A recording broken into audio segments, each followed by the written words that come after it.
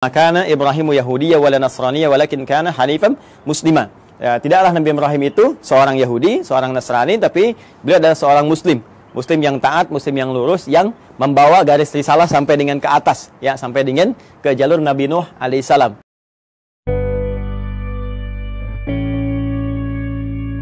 Bismillahirrahmanirrahim. Assalamualaikum warahmatullahi wabarakatuh. Alhamdulillah, wassalatu wassalamu ala rasulillah wa ala alihi wa sahbihi wa man wala wa ba'd. Saudara-saudariku dimanapun Anda berada, saya Adi Hidayat izinkan menyapa dan mendoakan kita semua. Semoga Allah senantiasa menyayangi, melindungi, dan merahmati kita tanpa kecuali. Alhamdulillah, dari sekian kita belajar dan mengamati situasi dinamika yang terjadi dalam konteks kehidupan kita, bahkan dalam skala global, menghadirkan banyak hikmah, banyak pesan-pesan, dan juga pendalaman-pendalaman dan perluasan wawasan keilmuan kita. Di antara itu, ada sebagian kawan juga yang bahkan banyak bertanya, banyak meminta terkait kejadian yang berlangsung di Palestina, yang sering kita uraikan, kita bahas, untuk mendalami kembali genealogi, ya, atau asal keturunan dari umat Yahudi. Edisi kali ini, kita akan coba belajar bagaimana Al-Quran, hadis-hadis Nabawi Sallallahu Alaihi Wasallam memberikan informasi yang valid kepada kita tentang keturunan dari umat Yahudi, perilaku-perilakunya, dan juga diksi-diksi Al-Quran yang sangat indah, yang bahkan mengajak seluruh manusia, terkhusus juga dari kalangan umat Yahudi, untuk kembali pada jalur-jalur kebenaran dan menampilkan realitas yang terjadi sepanjang zaman. Seperti apa uraiannya? Ini yang coba kita akan kaji di kesempatan mulia ini, insya Allah. Baik, untuk menemukan jawaban tadi, kita harus menggali dulu secara genealogi, garis keturunan, baik ke atas ataupun ke bawahnya, dari mana kemudian umat ini muncul, seperti apa perjalanannya, bagaimana karakteristiknya, dan seperti apa kita merespon dalam konteks kehidupan global ataupun konteks kehidupan kita, ya, secara individual dalam konteks berinteraksi di sosial kehidupan kita saat ini. Baik, saya akan mulai teman-teman sekalian dari Abul Anbiya dulu ya. Abul Anbiya, bapaknya para nabi. Ya, gelar ini diperoleh oleh Khalilullah yang sangat dekat dengan Allah Subhanahu wa taala, yaitu Nabi Ibrahim alaihi salam, ya. Nabi Ibrahim. Baik, saya tuliskan dulu seperti ini. Ya kan? Nabi Ibrahim alaihi salam. Baik. Nanti ini ada jalur keturunan ke atas, teman-teman sekalian, ya. Ada jalur keturunan ke bawah sini. Nah, jalur keturunan ke atasnya kalau kita sambungkan misalnya kan. Nah, ini yang walaupun ada perdebatan kita tuliskan dulu ya, dari Azar, kemudian ke Teruh, kemudian ke Abir. Ya. Tuliskan begini Abir. Nah, ini Abir ini nanti ada yang mengaitkan juga dengan bahasa Ibrani yang saat Nabi Ibrahim tinggal di Padan Aram, ya, yang sekarang itu wilayah Irak, dulu dikenal dengan Babilonia. Nanti kita turunkan juga, ya. Kemudian bin Azar, bin Taruh, bin Abir, kemudian bin Kinan, bin Arfakhshad. Tuh, ini penting sampai ada alarm tuh di komplek Arfakhshad. Nah, bin Azar, bin Taruh, bin Abir, bin Kinan, bin Arfakhshad, bin Sam. Kemudian di sini Sam. Nah, kemudian bin Nuh alaihissalam. Nuh alaihissalam. Ayo teman-teman sekalian ya. Nah, jadi ini Nabi Ibrahim alaihissalam, ya, keturunan tentunya nanti akan ketemu dengan Nabi Nuh, dan Nabi Nuh pun akan tersambung kepada Nabi Adam alaihissalam. Tapi kalau kita bahas ke atas terlalu jauh nantinya ya. Jadi kita cukupkan sini dulu. Jadi Ibrahim alaihissalam, bin Azar, bin Taruh, bin Abir, bin Kinan, bin Arfakhshad, bin Sam, bin Nuh alaihissalam. Ya, dan Nabi Nuh alaihissalam ini nanti akan melahirkan generasi yang terus nanti berkembang, ya, menebar keturunannya, generasinya di muka bumi yang sekarang kita menjadi bagian dari keturunannya. Ya, terutama dari 3 keturunan beliau. Ya, ini Nabi Nuh alaihissalam kan dalam sejarah disebutkan setidaknya ada 4 kan ya. 4 dari anak keturunan, 1 Kan'an, ya. Nah, ini yang kemudian tenggelam dalam banjir besar karena beliau tidak mengikuti arahan ayahandanya, ya. Kemudian juga nanti ada Sam. Nah, ini yang ke sini keturunan Nabi Ibrahim alaihissalam, nanti dari sini ya, tarik jalur ke atas dari Sam, kemudian ada Ham, kemudian ada yang keempat Yafith, ya, Yafith. Nah, ini teman-teman sekalian, tiga ini nanti yang akan berkelanjutan mengikuti Nabi Nuh alaihissalam yang naik ke kapal besar itu, ya, kemudian melewati berbagai rintangan saat terjadi banjir besar, dan kemudian mendarat dan melahirkan keturunan dari sini sampai ke populasi manusia hingga saat ini. Ya, dari Sam ini nanti melahirkan diantaranya bangsa Arab, ya. Kalau mau kita rinci lagi, teman-teman sekalian, misalnya di sini nanti ada Asyur, ya, seperti ini. Yang nanti ada Assyria, yang ada Babil, nah, yang Babilonia, nanti yang Fadan Arab. Kemudian nanti ada Aram, ya, ada Finit, ya, nanti satu garis nanti ke Ham, ini melahirkan Afrika. Kemudian juga nanti ada Kanaan, Kanaan, ini Palestina, ya, dengan sekarang Palestina atau Filistin. Nah, ini yang Babilonia, yang Irak, ini yang Aram, ya, Aramaik ke wilayah Syria yang ke sebelah sana. Ini Asyur, Assyria, Finit nanti ke sebagian, nanti ketemunya dengan jalur Ham nih, yang di Afrika. Kemudian ada Kaldan. Nah, ini Irak kuno, teman-teman sekalian. Kemudian juga ada Ibrani. Nah, Ibrani. Ibrani ini nanti ada yang juga mengaitkan dengan bahasa Fadan Arab, ya, yang di Babilonia, yang menjadikan keturunan ini nanti berbahasa Ibrani. Lalu dari situ juga ada yang mengaitkan dengan Abir, yang jadi bahasanya Nabi Ibrahim alaihissalam ketika ada di Fadan Arab. Dan ketika hijrah nanti, ya, beliau ke wilayah Syam, yang kita masuki sekarang wilayah Syria, ya, Syria, Yordania, Palestina ada di situ, kemudian juga Libanon. Nah, nanti kemudian bertransformasi bahasanya penyesuaian dengan Aramaik, karena itu nanti dari Ibrani ke Aramaik. Nanti kita gali bagian aspek bahasanya ketika sampai ke sana. Kemudian di sini juga ada Masri, ya, yang nanti melahirkan turunan Mesir, karena perpaduan dari sini, ya. Jadi kita temukan Asyur, Babil, kemudian Aram, Finit, Kanaan, Kaldan, Ibrani, Masri, ini diantaranya, ya. Kita 1, 2, 3, 4, 5, 6, 7, 8. Kita hitung, ya, kurang lebih 8.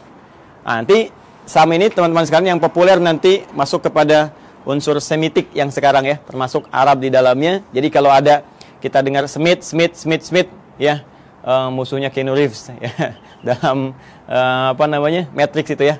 Ada si Smith, Sam, bukan itu saja, nanti banyak kalau nanti kita belajar, ya, tentang pemikiran Hollywood. Saya nggak berinteraksi dengan film-film dan sebagainya, tapi saya baca sejarah, ya. Nanti kalau kita baca dengan pemikiran itu, suatu saat kita akan belajar, dia akan temukan banyak sekali Sam, dan itu sangat menarik, gitu, sangat menarik. Ya, kenapa temannya yang di Lord of the Ring itu kan yang mengiringi si Sam juga.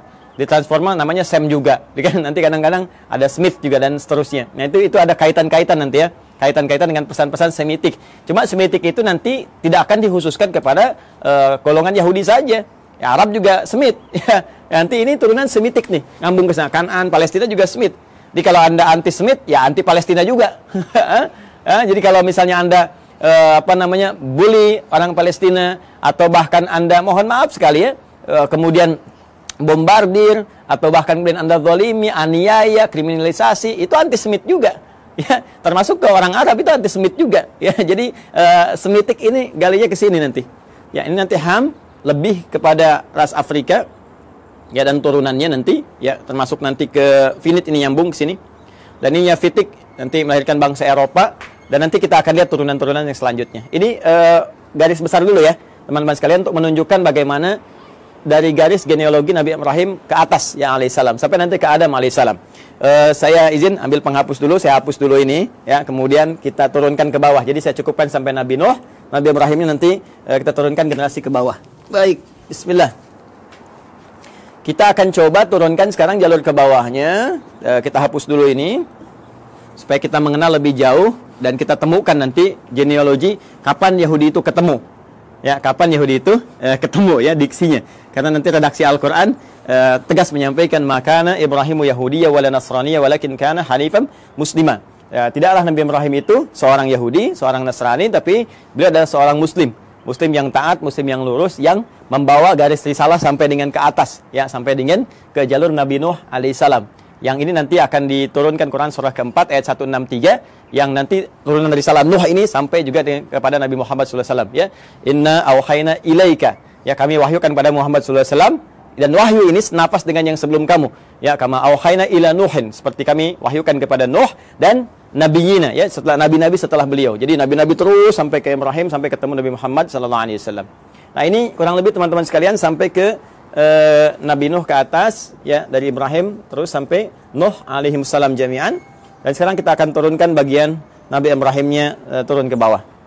Ini nanti kita bisa uji, ya, secara ilmiah, dan kita bisa bandingkan. Nanti saya turunkan komparasi, misalnya di Al-Quran bagaimana, seperti ini, terus ada kalau kitab-kitab lain, nanti kita bandingkan seperti apa, nanti kita uji kebenarannya secara ilmiah, ya, sehingga ditemukan nilai kebenaran yang kita yakini. Lalu indahnya Al-Quran, silahkan memberi pilihan.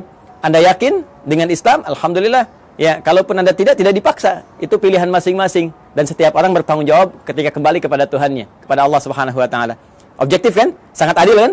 Ya, jadi menawarkan, ini dahsyatnya Al-Quran tuh begini. Anda diperkenankan menguji dulu Al-Quran. Ya, sebelum Anda bahkan membacanya, sebelum Anda bahkan ingin mengkajinya. Al-Quran menawarkan diuji, silahkan. Jika Anda ragu, uji. Ya, wa in kuntum fi raibin mimma nazzalna ala abdina fa'tu bi suratin min mithlihi. Al-Baqarah ayat 23. Ya, kata Allah, kalau Anda ragu terhadap wahyu yang kami turunkan kepada hamba terbaik kami Muhammad SAW, silahkan Anda uji, datangkan semisalnya. Ya, coba cari, ada nggak karya manusia yang mirip, ya, seperti firman Allah ini. Perhatikan bahasa saya. Ada nggak karya manusia yang mirip dengan firman Allah ini? Kalau Anda ragu, uji. Dari sisi kebahasaan, silahkan uji. Bagaimana dahsyatnya ini? Untuk membedakan. Ini kan banyak orang Arab di masa Nabi yang fasih-fasih luar biasa. Ya, dan mereka nggak ada yang mampu dan mengakui ini bukan karya manusia. Kalau tiba-tiba kemudian ada orang sekarang yang nggak lebih fasih daripada orang dulu, nggak lebih pintar bahasa zaman dulu, mengatakan misalnya Al-Quran itu karya manusia, maka ini nampaknya kurang minum susu. Pengetahuannya kurang luas. Ya, orang yang paling pakar aja, penutur aslinya mengatakan ini bukan dan tak mampu mendatangkan semisalnya, maka turunan ini yang lebih lemah ke bawahnya, ya, apalagi zaman sekarang, itu mustahil bisa menjual Al-Quran. Tapi Al-Quran tetap membuka. Silahkan. Dari segi isinya, silahkan Anda kaji. Ya, dari aspek manapun silahkan. Setelah Anda menemukan bahwa ini mustahil nih, ya, kata-kata manusia, karya manusia, dan Anda meyakini, oh ini bahasa lain, walaupun ini jalan menuju firman Allah. Ya, bagi kami orang Islam sudah yakin, la raiba fi.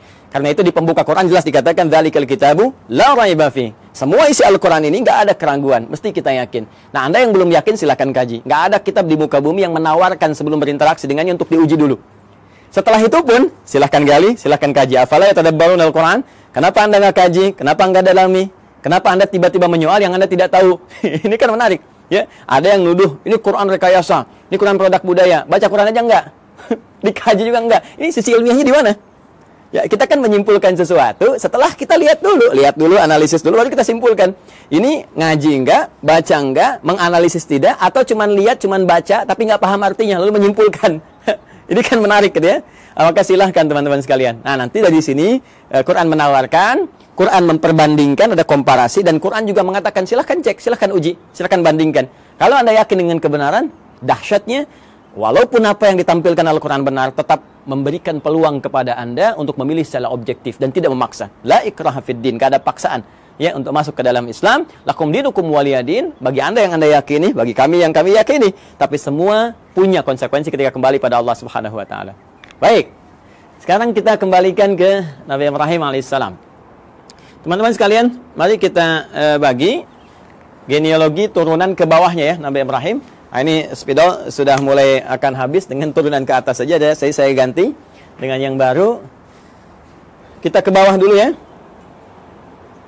Nah, seperti ini saya turunkan satu. Kemudian di sini saya turunkan dua karena keterbatasan papan tulis. Ustaz, kenapa enggak yang lebih besar aja papan tulisnya supaya banyak? Begini Nona, begini Tuan, begini Joni, Cepi, dan kawan-kawan sekalian. Ini akses naik ke rooftop di Quantum Mahir Institute. Pintunya hanya cukup untuk yang ini. Insya Allah nanti kita sesuaikan. Mungkin dari bawah kita tarik ke atas agak panjang. Ya, Bismillah teman-teman. Ini 3, ini 4. Saya cukup-cukupin, ya. Ya, kita ambil dulu Quran surah ke-3 Ali Imran di ayat 33. Kemudian kita tambahkan Quran surah kedua Al-Baqarah ayat 132.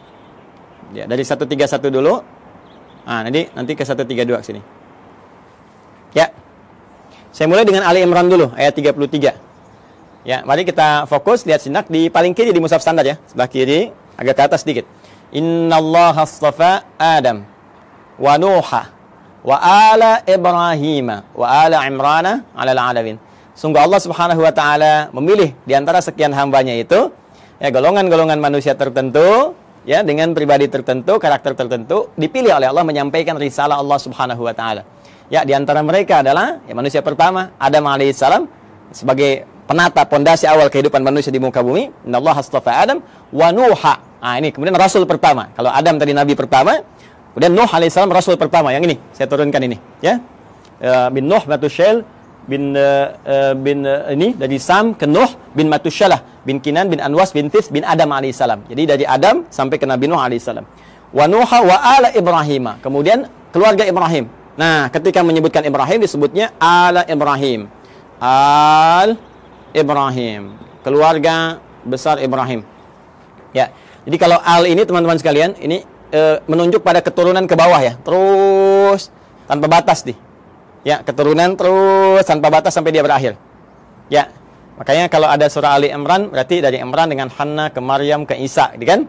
Nah, keturunan Ibrahim ini siapa saja? Nah, ini yang kita bahas wa ala Ibrahim ya wa ala Imran 'alal 'alamin, dan juga keluarga besar Imran dari semesta alam kami pilih untuk misi dan risalah tertentu. Kemudian yang menarik ya teman-teman sekalian, ala Ibrahim ini nanti ada yang spesifik disebut dengan anak keturunan. Jadi kalau al itu terus ya sampai keluarga, sampai turunan ke bawah.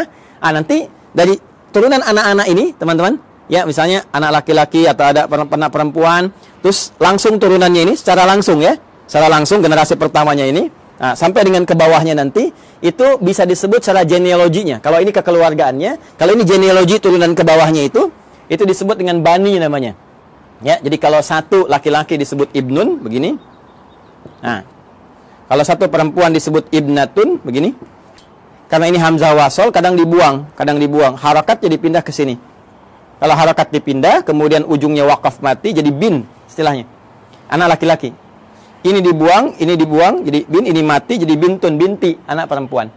Ya, Isa bin Maryam, Isa anak laki-lakinya Maryam. Aisyah binti Abi Bakar radhiyallahu taala anhuma, ya, Sayyidah Aisyah binti Abi Bakar. Jadi anak perempuannya sahabat Abu Bakar. Ini kalau kita gabungkan keduanya, ya, terus ke bawah ini, apalagi kalau ditambah jadi bani namanya. Ya, bani. Ya kan? Anak keturunan, garis keturunan, genealogi yang ke bawahnya. Baik. Nah, sekarang kita sambungkan ke Quran surah 2 Al-Baqarah ayat 131. 131-nya mengatakan, "Idz qala lahu rabbuhu aslim, qala aslamtu lirabbil alamin." Ini dasar pertama. Ketika Rabbnya mengatakan ya kepada Nabi Ibrahim alaihissalam, Nabi Ibrahim punya Tuhan, ya Tuhannya Allah Subhanahu wa taala, difirmankan oleh Allah, "Aslim, tunduk patuh kamu kepada semua ketentuan Tuhan." Ya, jadi aslim itu kata perintah, fi'il amr. Ya, aslim tunduk patuh.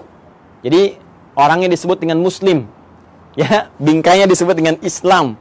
Jadi Islam itu bingkainya dari kata aslama yuslimu islaman. Ya, Islam itu ya disebut dengan bingkainya, frame-nya ketika kita masuk ke dalamnya beriman, yakin kita masuk. Ya, begitu masuk namanya muslim kita. Keyakinan kita menjadikan kita mukmin. Mukmin itu keyakinannya, muslim itu orang yang masuk ke dalam bingkainya. Muslim. Ya, tunduk patuh. Jadi nama muslim Islam itu memberikan kesan bahwa kita mesti tunduk, mesti patuh dengan perintah Allah Subhanahu wa taala, jangan melanggar ketentuan, ikuti semua arahan-arahan, perintahnya, jauhi larangan. Itulah Islam. Jelas ya? Orangnya muslim. Maka kata Allah Subhanahu wa taala berfirman pada Nabi Ibrahim, "Aslim, kamu tunduk patuh pada perintah Tuhan." Ya, maka beliau katakan aslamtu lirabbil alamin. Saya siap ya Allah. Sami'na wa ata'na. Ya, kita tunduk, kita patuh, kita taat, ya kan? Maka beliau katakan aslamtu lirabbil alamin, saya tunduk, saya patuh ya Allah kepada Rabb semesta alam, seluruhnya tanpa kecuali. Maka di sini Al-Qur'an mengatakan beliau hanifah muslimah, orang yang lurus, yang tegak, yang patuh, muslim. Ya, sifatnya disebut apa tadi? Islam. Ya, jadi di sini kalimat pertama ingin saya tegaskan bahwa risalah-risalah yang dibawa Nabi Ibrahim sampai ke Nabi Nuh, ya, sampai bahkan ke Nabi Adam alaihissalam, sampai turunan di ke bawah tidak akan lepas dari misi yang sama, yaitu misi untuk tunduk patuh pada ketentuan Allah Subhanahu wa taala. Tunduk patuh pada ketentuan Tuhan. Ditugaskan tunduk patuh. Jadi nggak ada nabi yang berkhianat. Ya, nggak ada nabi yang melanggar. Nggak ada nabi yang bergeser pada ketentuan Tuhan. Semua dijaga, penjagaannya disebut maksum. Karena itu sifat nabi, rasul itu punya sifat maksum, terjaga dari salah. Kalaupun naluri manusianya ingin berbuat salah, maka diluruskan. Tidak, ini ya, ini yang benar. Ya, walaupun bergeser dari nilai-nilai risalah ke kemanusiaan, nanti akan ditarik kembali. Ini manusia. Ya, sedangkan kamu punya visi kerasulan. Kamu manusia, kerjakan sifat kemanusiaannya, itu normal, itu biasa. Tapi risalah kerasulan menjagakan kamu terjaga dari perbuatan-perbuatan yang menyimpang. Maka disinilah kemudian kepatuhan, ketundukan itu dibangun. Karena itu, kepatuhan, ketundukan dalam bahasa Arab itu disebut dengan Islam namanya. Orangnya Muslim. Karena itu semua risalah, bahkan dari Nabi terakhir, Nabi Muhammad SAW, sampai ke atas, risalahnya risalah Islam. Risalah yang menjadikan mereka tunduk, patuh kepada Allah, dan tidak menyimpang, tidak merubah apapun. Ini penting kalimat terakhir ini saya katakan. Tidak menyimpang, tidak merubah apapun. Termasuk merubah firman-firman Allah, ketentuan Allah, ya, hanya sebatas urusan-urusan dunia. Tidak, jauh daripada itu. Jelas ya? Kemudian, amanat ini disampaikan kepada generasinya. Nah, ini dia nih. 132. Wa wassa biha Ibrahimu banihi. Dan mulai muncul. Wassa biha Ibrahimu banihi wa Yaqub. Muncul Yaqub. Ya baniya innallaha astafa lakumuddin fala tamutunna illa wa antum muslimun. Ya, maka Ibrahim mewasiatkan kepada generasinya termasuk nanti Yaqub. Kita lihat nanti Yaqub itu siapa. Baik, Ibrahim mewasiatkan kepada generasinya. Nah, ini genealogi ke bawahnya. Diwasiatkan ke bawahnya. Ya, sungguh Allah telah menetapkan bagi kalian satu tuntunan yang benar, pedoman yang benar yang harus dipatuhi. Ya, pedoman tuntunan frame tadi itu din, ya. Din kita kan namanya Islam tadi, ya, frame-nya kan Islam kan? Makanya di Quran surah ketiga, Quran surah 3 ayat 19, itu kata din disandingkan dengan Islam. Din disandingkan dengan al-Islam. Ya. Innad dina 'indallahil Islam. Innad dina 'indallahil Islam. Tadi frame-nya disebut Islam, kalau kita masuk frame ya ke dalamnya, karena yakin patuh, tunduk, ya, yakin tanpa ragu disebut iman, orangnya mukmin atau amanah atau amanu. Jadi begitu kita masuk disebut ya ayyuhalladzina amanu. Frame-nya disebut Islam. Kalau sudah masuk mesti tunduk, patuh untuk mengerjakan semua ketentuan. Makanya nanti semua ketentuannya disebut silmi namanya. Quran surah kedua ayat 208. Ya ayyuhalladzina amanu, orang yang telah yakin ya tanpa ragu, udkhulu fis silmi. Maka tunaikan semua ketentuan-ketentuan dalam frame ad-din ini. Apa frame-nya? Islam. Artinya harus tunduk, harus patuh. Ya, karena itu di lain kesempatan Nabi Ibrahim menyebutkan di Quran surah kedua ayat 132, ya, innallaha astafa lakumuddin. Allah telah memilihkan bagimu frame kehidupan yang ada pedoman di dalamnya, yaitu Islam. Patuh, ya. Ke siapa ini disampaikan? Banihi. Bani, kepada keturunan-keturunannya, anak-anaknya secara genealogis, ya. Nah, ini dia yang secara genetik kita akan turunkan. Siapa anak-anak ini? Bahkan di ayat ini diberikan kisi-kisi, salah satunya ada Yaqub. Siapa Yaqub itu? Kita yang coba akan turunkan, teman-teman. Baik, izin saya hapus dulu ini. Yang ini saya hapus, ya, supaya nanti kita mudah menurunkan keturunan secara genetik dari yang ini dulu. Bismillah, Nabi Ibrahim alaihissalam, beliau kemudian menikah. Ya, diberikan jalan oleh Allah Subhanahu wa taala untuk menampilkan risalahnya, dan supaya risalah itu terus ya menyebar, meluas dalam generasi-generasi selanjutnya yang melanjutkan risalah ayahandanya tercinta yaitu Abul Anbiya. Maka Allah berikan kemudian jalan untuk pernikahan. Nah, ini jalurnya untuk menikah. Ya, bukan hubungan sembarangan gitu ya. Maka adalah kemudian perempuan yang sangat luar biasa terhormat. Terhormat, perempuan baik, suci, akhlaknya mulia dan cantik jelita. Nah, ini jarang sekali yang seperti ini, itu Sayyidah Sarah. Ya. Masih di Padan Arab nanti ya, di Babilonia nanti bertemu jodohnya dengan beliau. Kemudian nanti di sini ada Sayyidah Sarah binti Am al-Khalil. Am al-Khalil. Am al-Khalil ini binti pamannya Nabi Ibrahim sendiri. Jadi Nabi Ibrahim punya saudara, punya paman juga, nanti punya anak namanya Sarah, perempuan, nanti menikah. Ya. Makanya disebut Sarah binti Am al-Khalil. Ya. Sarah binti pamannya Nabi Ibrahim sendiri atau saudaranya ke atas ya, nanti di Babilonia dinikahkan nanti dengan ini, nanti kita akan turunkan. Kemudian dengan Sayyidah Hajar alaihassalam, ya, al-Qibtiyah al-Misriyah, al-Qibtiyah al-Misriyah, al-Misriyah. Seperti ini. Baik, umumnya manusia saat ini atau kebanyakan itu kan orang-orang saat ini mengetahui dua ini ya, Sayyidah Sarah, Sayyidah Hajar, Sayyidah Sarah, Sayyidah Hajar, isinya Nabi Ibrahim. Padahal nanti ternyata ada lagi yang ketiga namanya Kantora. Kantora bin Yaqtan, binti Yaqtan. Kantora binti Yaqtan. Ini dia. Ada Kantora binti Yaqtan. Ketiga dikenal juga dengan Kentura ya, Kentura, bukan Pantura, ingat ya, Kantura. Qantarah, ya. Dan yang keempat di sini Hajun. Sayyidah Hajun binti Al-Amin. Masya Allah. 1, 2, 3, 4. Sayyidah Sarah binti Amil Khalil, Sayyidah Hajar Al-Qibtiyah Al-Misriyah, kemudian Sayyidah Qantarah binti Yaqtan, kemudian Sayyidah Hajun binti Al-Amin. Inilah 4, ya. 4 istri Nabi Ibrahim alaihissalam, dan dari sini kita akan turunkan dari keturunannya Sayyidah Sarah, kemudian melahirkan Nabi Ishaq alaihissalam. Ini dia. Sayyidah Hajar nanti melahirkan Nabi Ismail alaihissalam. Nanti teman-teman penting saya sampaikan. Jadi ini Nabi Ismail alaihissalam lahir duluan. Ya, lahir duluan. Saat usia Nabi Ismail itu 14 tahun, usia Nabi Ibrahim kisaran 120 tahun, dan usia Sayyidah Sarah itu 90 tahun. Maka lahirlah Ishak. Nah, ini kisahnya sangat menarik nih ya. Jadi Ishak itu di dalam bahasa Arab itu bisa seakar dengan kata dhahak. Ya, dhahak. Artinya tertawa bahagia. Ya, tertawa bahagia. Nah, kenapa ada kalimat ini? Ada sebagian yang menduga begini. Ada kaitan dengan Quran surah ke-11 ayat 71. Ya. Sampai dengan sama juga dengan isyaratnya di Quran surah ke-51 Adz-Dzariyat ayat 24 sampai dengan 29. Di Quran surah 11 Hud ayat 71 itu jadi kisahnya begini. Kisahnya bahkan sampai viral ya. Itu kisahnya ketika datang malaikat, ya, beberapa rombongan malaikat ingin menuju kaumnya Nabi Lut. Dikisahkan di sini nih. Quran surah 51 buka ayat 24-nya. Di sebelah kanan agak ke bawah.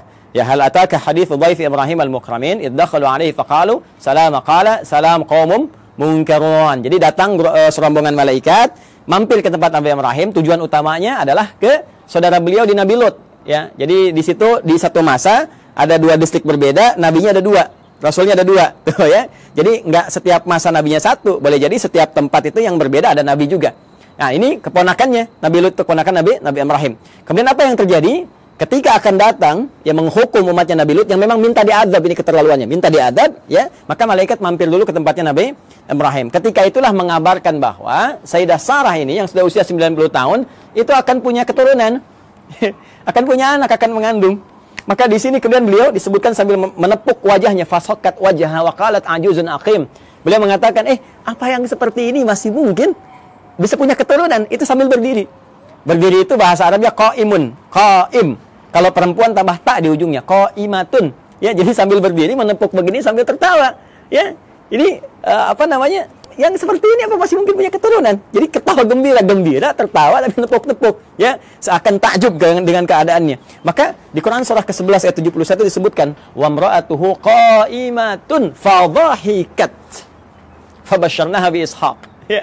Masya Allah. Wa imra'atuhu, sedangkan istrinya Nabi Ibrahim alaihissalam yaitu Sayyidah Sarah qa'imatun, langsung berdiri mendengar kabar itu. Ya, ketika malaikat mengatakan di surah ke-51 ini, ya, kemudian mengatakan fabasyyaruhu bi ghulamin alim, dia akan dapat anugerah seorang anak yang sangat cerdas, gulamun alim. Kalau Ismail gulamun halim, kalau ini gulamun alim. Ya, halim itu cerdas dan perasa. Ya, tapi gulamun alim cerdas. Jadi anak kamu akan lahir darimu anak yang sangat cerdas, gitu kan? Anak jenius, cerdas, maka langsung bangkit menepuk, tertawa gembira. Apa mungkin yang masih begini masih punya keturunan?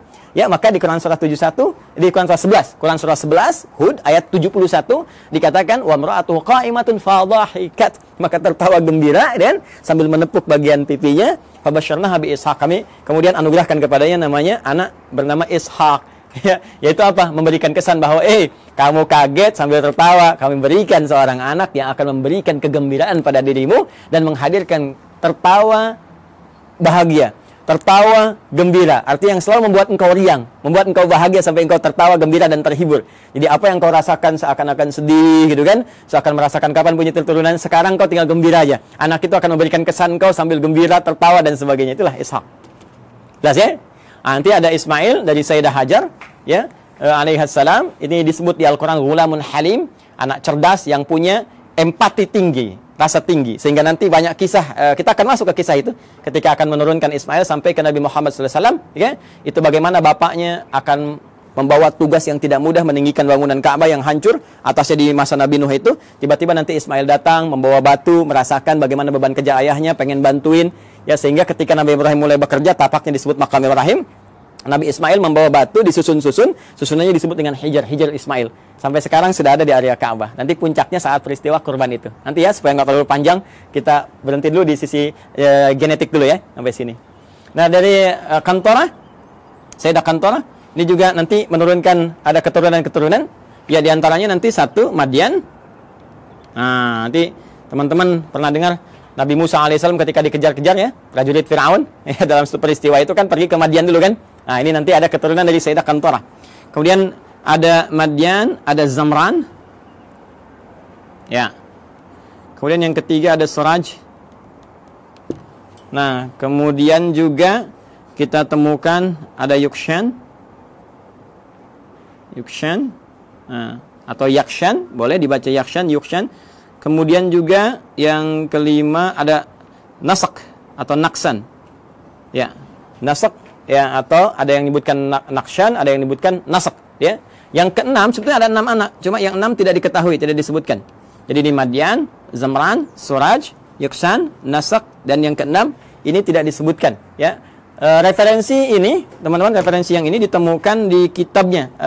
Namanya kita kasih ya sumbernya, supaya nggak dikira ini ngarang-ngarang gitu kan, tak atik nih. Nama kitabnya At-Ta'rif wal A'lam. Karya siapa? Syekh Abul Qasim As-Suhaili.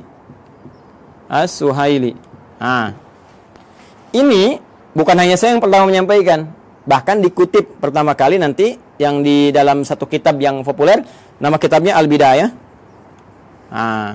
Al-Bidayah wan Nihayah. Karya Al-Imam Ibnu Katsir. Kalau sama dengan cetakan yang kami jadikan referensi itu ada di jilid 1 halaman 407. Ya. Ini nanti disebutkan yang 5, cuma yang 6 nggak disebutkan.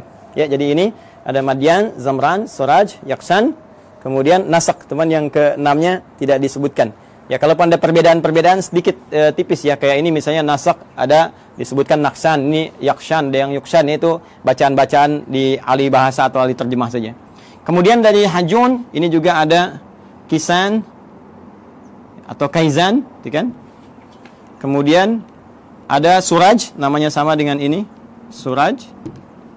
Kemudian yang ketiga ada Amim, ada juga yang menyebutnya Umaim.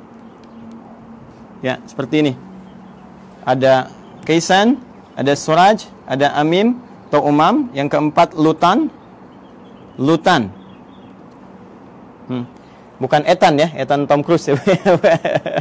Lutan. Dan yang kelima Nafis. Yang kelima Nafis. Ya, ada di MUI ada Ustadz Kiai Khalil Nafis.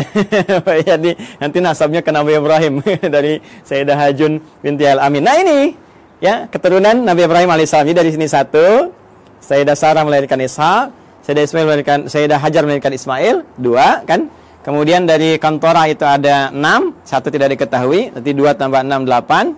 Kemudian dari Sayyidah Hajun binti Al-Amin ada 5. 8 tambah 5 ada 13. Ya, 2 tambah 6, 8, ada 13 tambah 5, 13. Jadi ini kurang lebih 13 keturunan Nabi Ibrahim alaihi salam. Ya, dari istri-istri beliau. Dan nanti dahsyatnya, nanti ya, mungkin episodenya akan panjang gitu. Di Kantorah ini nanti juga ada satu penelitian, dugaan kuat bahwa itu yang menjadikan turunan dari bangsa Melayu, Jawa khususnya.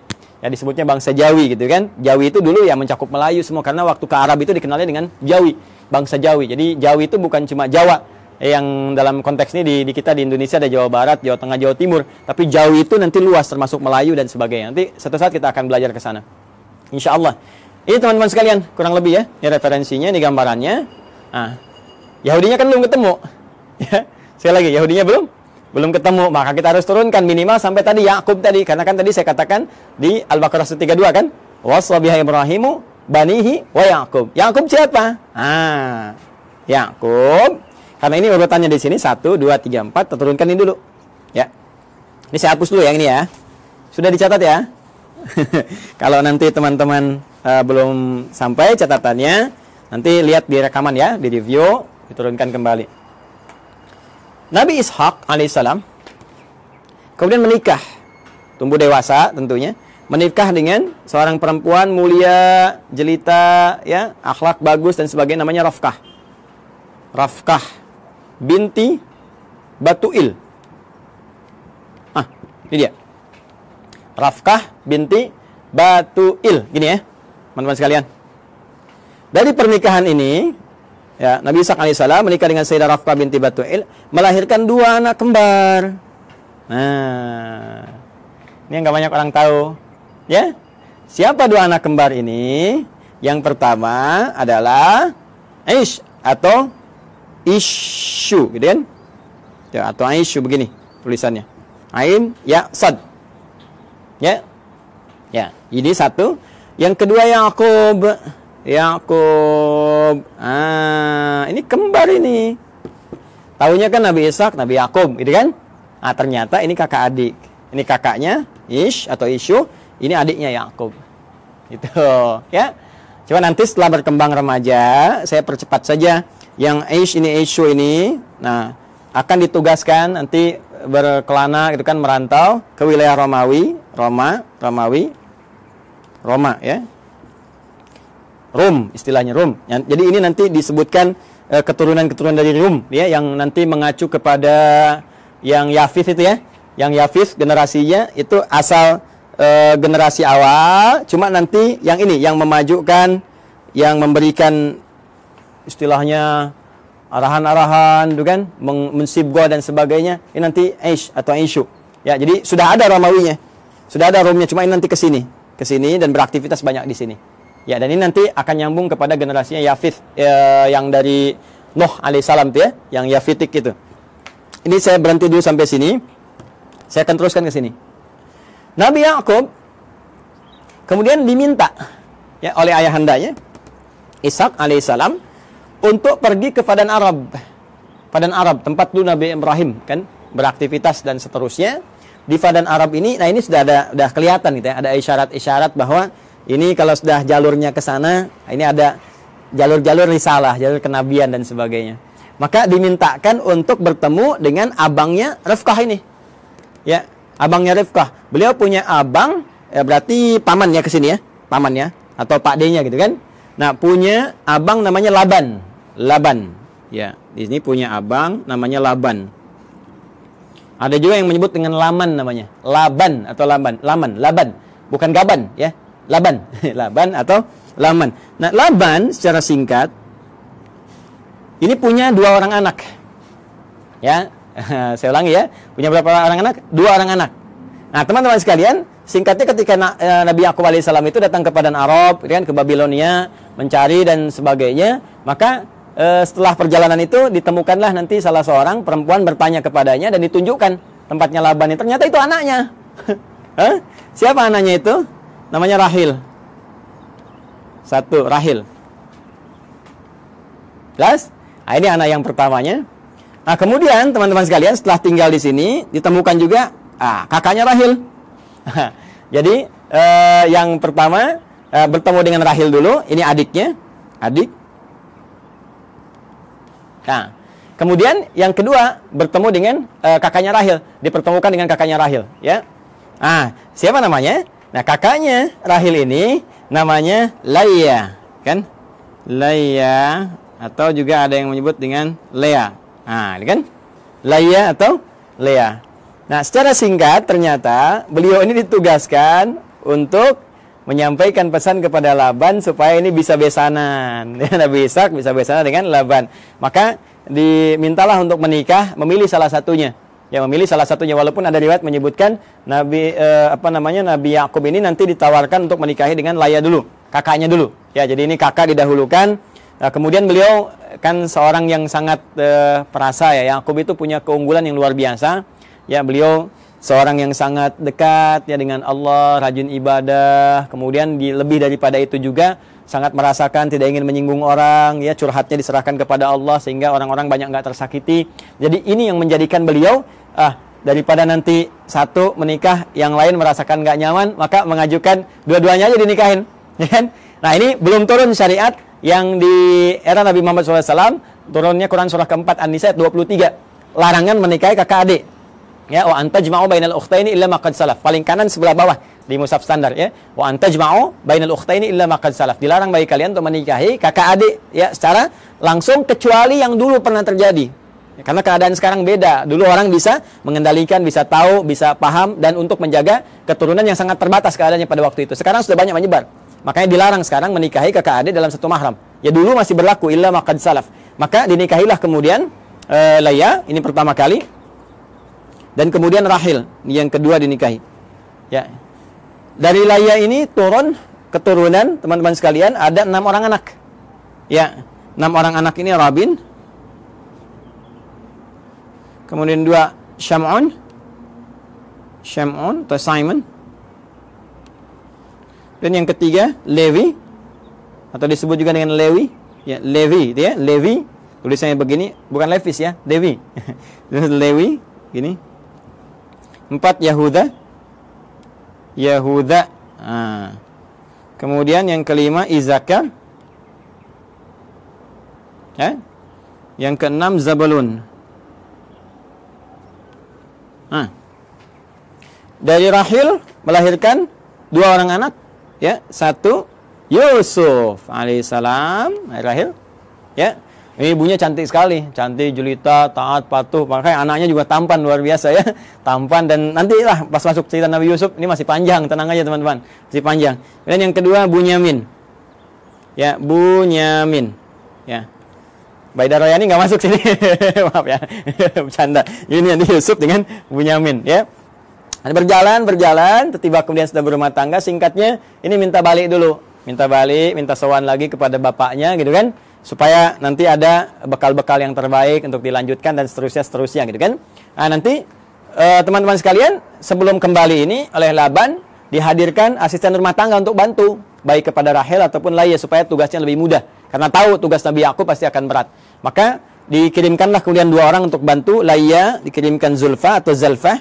Ya, Zulfa atau Zalfah. Nah, kemudian dari Rahel pun dikirimkan Balha. Ya. Balha untuk membantu. Nah, Nabi Yakub melihat, oh ini akan di rumah nih, banyak interaksi, ya, daripada nanti aneh-aneh, lebih baik jadi mahram sekalian supaya membantu ada dalam lingkup keluarga. Makanya dinikahilah kemudian ini juga, sehingga 4 lah, genap 4 istri Nabi Yakub alaihissalam. Ya, nanti dari sini ada 2 anak lagi, ya, dari Zulfa dan dari Balha 2 anak lagi. Ini papan tulisnya nggak cukup nih kalau saya tuliskan. Ada Dan, ada Jad, dan yang lainnya. Jadi dari sini saya sebutkan 2. Teman-teman sekalian, ada 2. Ini pun 2. Ya. Jadi dari sebelumnya 6 dari Layya, tambah 2 dari Rahil, 6 tambah 2, 8, tambah 2 dari Zulfa, 10, tambah 2 dari Balha, 12. Inilah dari 12 keturunan Nabi Yakub alaihissalam. Yakub alaihissalam. Ini keturunannya ada berapa? Ada 12. Yakub ini masih mengalami tentunya masanya bapaknya Ishak, dan ada yang menduga juga masih bertemu dengan Nabi Ibrahim. Jadi Nabi Ibrahim punya anak, nanti Nabi Ishak punya cucu Nabi Yakub. Tapi keturunan ke sini belum tentu jumpa, ya, di yang cicitnya lagi. Sampai ke Yakub masih ada. Maka Yakub meneruskan wasiat bapaknya Ishak, Ishak meneruskan wasiat bapaknya Ibrahim. Makanya seringkali ditemukan kalimat, ya, Ismaila wa Ishaqa wa Yaquba gitu kan. Wal asbat, asbat ini 12 ke sini. Jadi Yakub meneruskan ke sini. Ya, nah ini teman-teman sekalian gambaran ini. Nah, Nabi Yakub ini seperti saya katakan tadi, nabi yang sangat baik, taat, patuh, gitu kan? Ciri-ciri hamba lah. Hamba dalam bahasa Arab disebut abdun. Dalam bahasa Ibrani pada saat itu disebut dengan Isra. Isra. Ya, hamba siapa ya? Hamba Allah. Jadi kan puncak pujian Allah kepada ya ciptaannya, makhluknya, manusia itu sifatnya bukan disebut nabi rasul. Nabi rasul itu menunjuk pada tugas dan berita besar yang dibawa. Puncak pujiannya justru terletak pada kalimat hamba, abdun.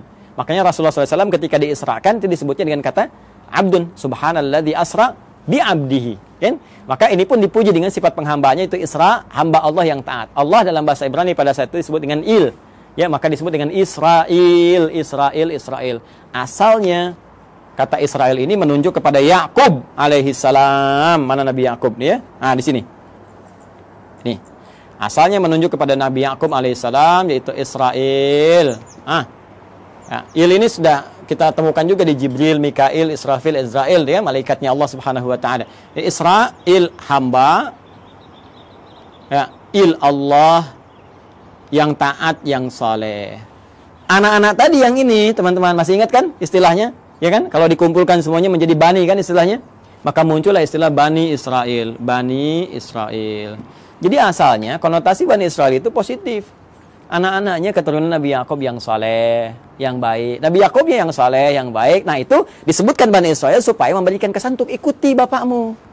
Jangan menyimpang, jangan jauh-jauh. Makanya di Quran nanti banyak diksi menunjukkan ya Bani Israel, ya Bani Israel. Disadarkan lagi, hai Bani Israel, kamu ini kan punya kelebihan, bapakmu itu baik, bapakmu saleh. Jangan berbuat seperti ini.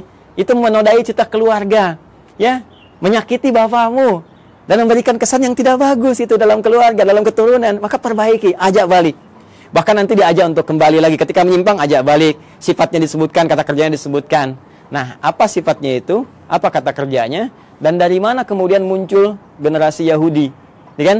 Ada yang mengatakan nih paham keagamaan, ada yang mengatakan turunan dari 12 anak yang ini muncul. Siapa 12 anak ini yang melahirkan Yahudi? Apakah itu paham, benarkah paham keagamaan atau keyakinan? Atau doktrin tertentu? Ya, sampai kagetnya sampai tukang-tukang juga lewat ngasih intro. Kalau Anda mendengar, kita akan lanjutkan dan sambungkan di kesempatan yang lain insyaallah. Edisi yang perdana tentang genealogi Yahudi dalam Al-Quran, hadis-hadis Nabi, dan fakta sejarah yang kita gali. Adi Hidayat, semoga bermanfaat. Assalamualaikum warahmatullahi wabarakatuh.